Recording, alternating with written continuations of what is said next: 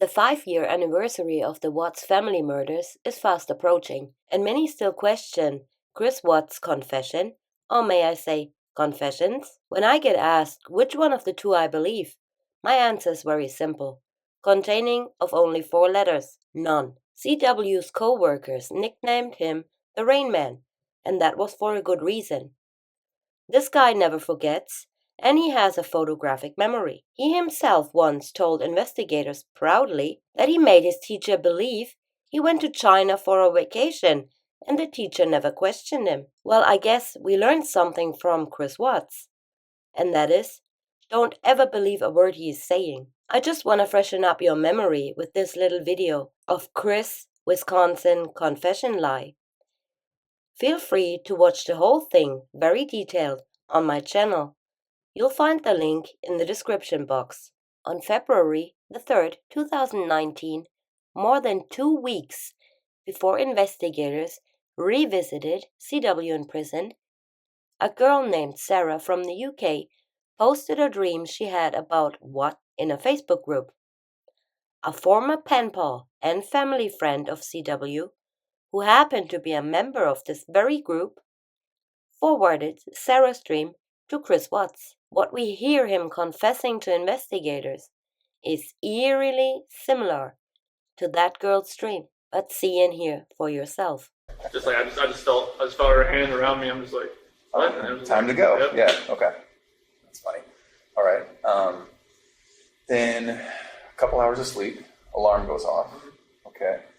I guess what I don't understand is, so then there was some talking, and then how did you get on top of her? How did that happen?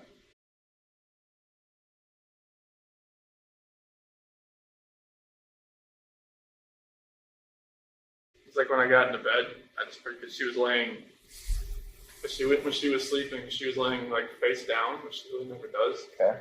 And I just got into bed and I kind of nudged her, and then she like kind of rolled over, and then I was just like right there on top of her. Okay. And so that was after you'd gotten ready? Mm-hmm. Okay, so you go down, you make your food. Oh yeah, I got like cottage cheese and another couple things I made for food that day.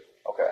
And then, so this is, we talked a little bit earlier today about, there was all of these things playing in your mind where you just didn't even want to go another second without having this conversation or without some sort of completion, right? Mm-hmm. And then so you come back, she's asleep, and then you're talking while you're on top of her? Mm-hmm. Okay. That seems confusing to me. Is that actually what happened? Okay. And so... But she was fine, like just laying there? Were you trying to talk to her while you're on top of her? Maybe I thought we were going to have sex again or something. Oh, okay. Okay. And how long did you talk? About 15, 20 minutes. Really? In that position? Okay. And was there any sex? No. Okay. Maybe I'm basically from the position that we're in. Maybe she thought maybe I'd try to go again. I don't know. Okay. And I don't harp on it too much, but I'm just trying to think, if my wife's 4 months pregnant and it's 5 o'clock in the morning and I want to talk and I want to get on top of her, that's just not going to fly. So that's why I'm confused. So, is that really what happened? Yeah. Okay. And then talk for about 15 minutes and then it's heated and then your hands are on her neck. Okay. All right. What did the talk consist of? Basically, just not how. At first, it was more of like the selling the house type of thing, or not going to Aspen, or trying to maybe go in at a different time, and then just switched all to the. I don't feel like I'm in love with you anymore. Not compatible. Went to that, and that's when I got to the heated part of it. He describes being on top of Shanann and not being compatible anymore, just like Sarah dreamt. We were talking about, but it was, I don't feel like I love you anymore. And then she was like, you're never going to see the kids. Oh, that was it. He's using Sarah's exact words. He doesn't love her anymore, and Shanann saying he'll never see the kids again. That's perfect, Chris. That's exactly what we need. Okay. And I know it's hard to walk through that again, but that's exactly what we need. So then, as soon as she started talking like that, then it was on. Okay. But it was you saying that you didn't love her, is that right? Okay. And her saying you're never going to see the kids. Yeah. Okay. I can imagine how that made you feel. I'm sorry. It did more than what it did. Yeah. if it's done right, I mean, that can be a matter of seconds before someone on their carotid loses oxygen to their brain and is out, right? Did it seem like it was that quick, or okay, maybe a minute, maybe two? Okay. Screaming? Okay. All right. Did you see eyes go bloodshot or anything like that? Okay. And You then, kept talking about the mascara. Did you see mascara on her face? It looked like it was like. That's what I attributed it to. Was she crying? Is that why? At what point did she start crying? When I'm talking about the relationship about not being compatible. And when she's talking about there's somebody else, that's where she started crying. That's what I thought, it was mascara. I didn't know if it was it. I don't know. I don't know. Sarah describes Shanann as crying and mascara running down her face. Coincidence? I don't think so. now, as hard as that was, you need to talk about the girls too, okay? All right, thank you. So with the girls, you talked about how they got into the truck with you and were alive. Okay, are you 100% sure that's true? Okay. Can we go back just a second? You talked about before that Bella walked in, though, to the bedroom. Can you tell us about that before you left? Yeah, I was just getting the sheet off the bed, and she had walked in, and she had her little pink blanket with her.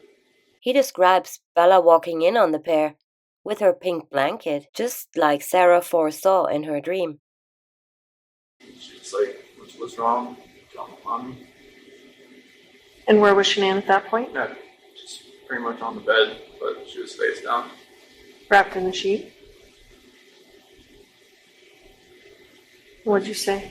Just like, she didn't feel good. Do I even have to say any more?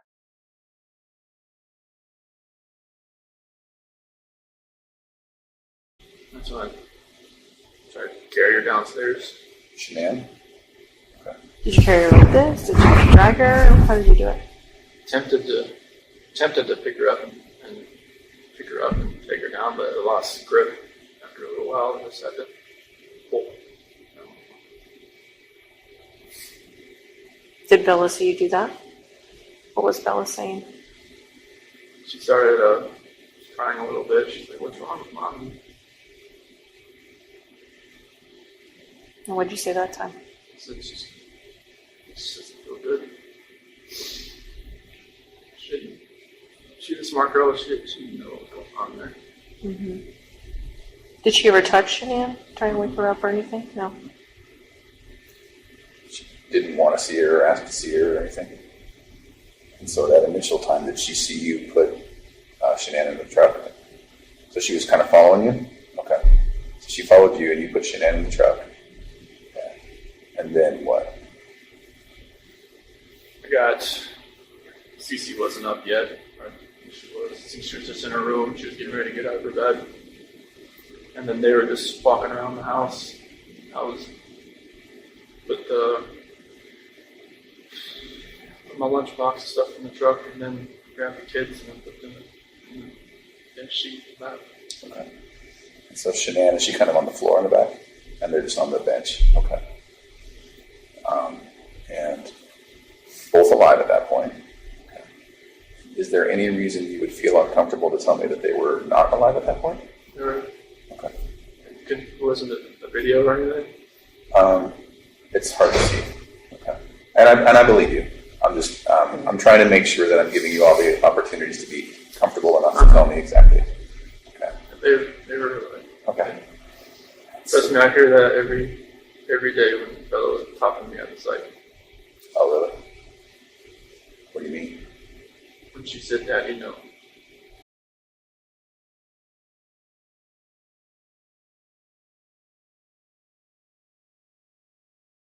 Then is it Bella next, or did you pull Cece out? I pulled Cece out.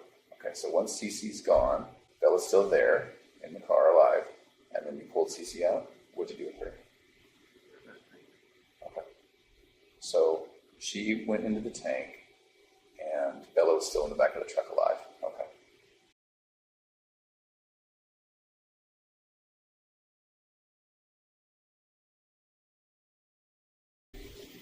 down to Bella.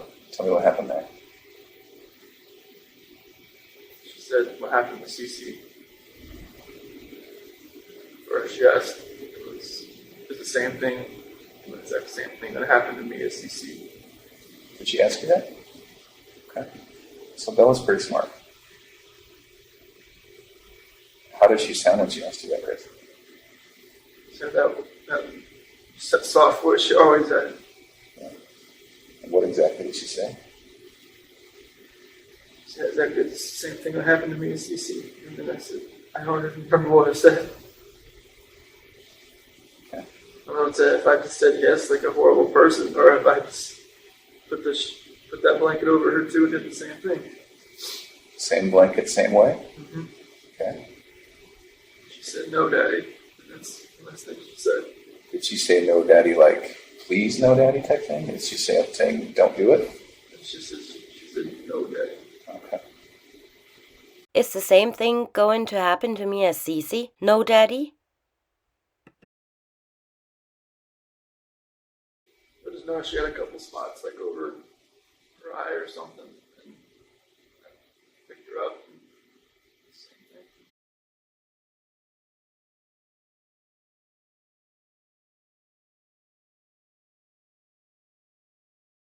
I guess anyone with half a brain cell knows what's going on here. Thank you for watching.